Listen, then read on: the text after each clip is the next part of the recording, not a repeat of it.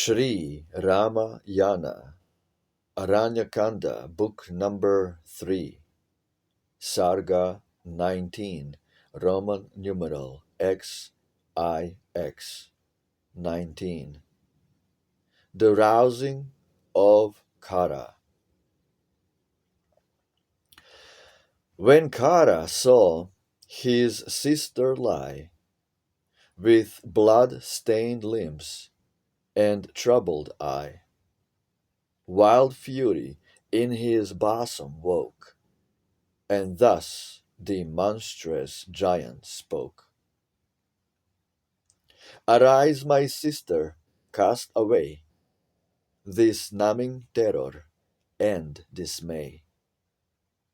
And straight the impious hand declare that marred those features once so fair.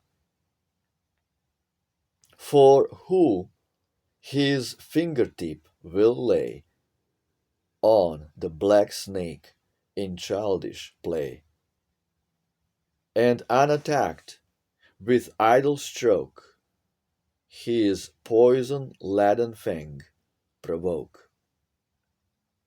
Ill-fate-full he little knows death's noose around his neck he throws.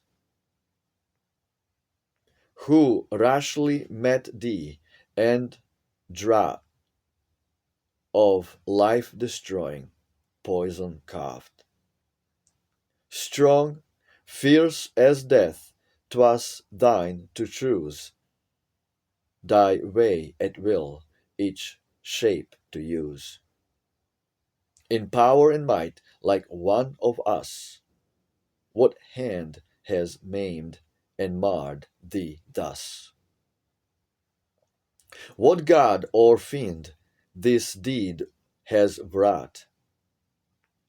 What bard or sage of lofty thought was armed with power supremely great, thy form to mar and mutilate? In all the worlds not one I see would dare a deed to anger me. Not Indra's self, the thousand-eyed, beneath whose hand fierce Paka died. My life-destroying darts this day his guilty breath shall rend away, and as the thirsty wild swan drains each milk drop that the wave retains, whose blood in foaming streams shall burst o'er the dry ground which lies athirst. When by my shafts transfixed and slain he falls upon the fallow plain, from whose dead corpse shall birds of air the mangled flesh and sinews tear, and in their gory feast delight when I have slain him in the fight. Not god or bard or wandering ghost, no giant of our mighty host, shall step between us or avail to save the wretch when I assail. Collect each scattered sense, recall thy troubled thoughts, and tell me all. What wretch attacked thee in the way, and quelled thee in victorious fray? His breast with burning fury fired, thus KHARA of the fiend inquired. And then, with many a tear and sigh, thus Shurpanaka made reply. "'Tis Dasharatha's sons, a pair, strong, resolute, and young and fair, in coats of dark and black deer's hide, and like the radiant lotus-eyed. On berries, roots, and fruit they feed, and lives of saintly virtue lead. With ordered senses undefiled, Rama and Lakshman are they styled. Fair as the minstrel's king are they, and stamped with signs of regal sway. I know not if the heroes trace their line from gods or Danav race.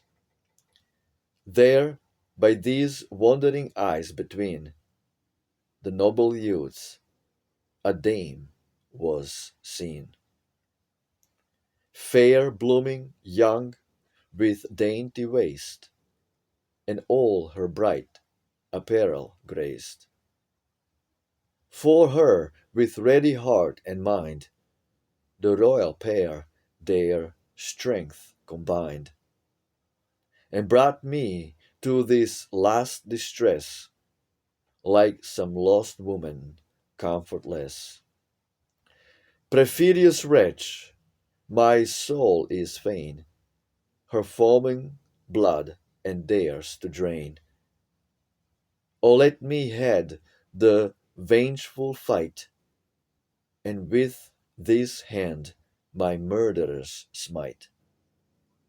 Come, brother, hasten to fulfill this longing of my eager will. Unto the battle let me drink their lifeblood as to earth they sink. Then KHARA, by his sister pressed, inflamed with fury, gave his hest to twice seven giants of his crew, fierce as the god of death to view.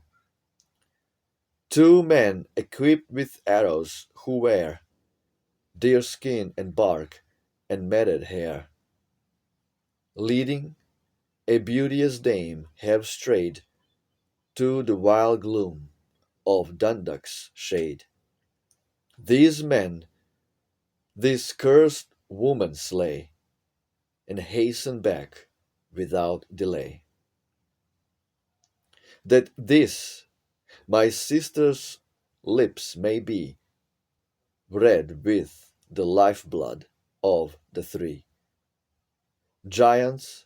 My wounded sister longs to take this vengeance for her wrongs.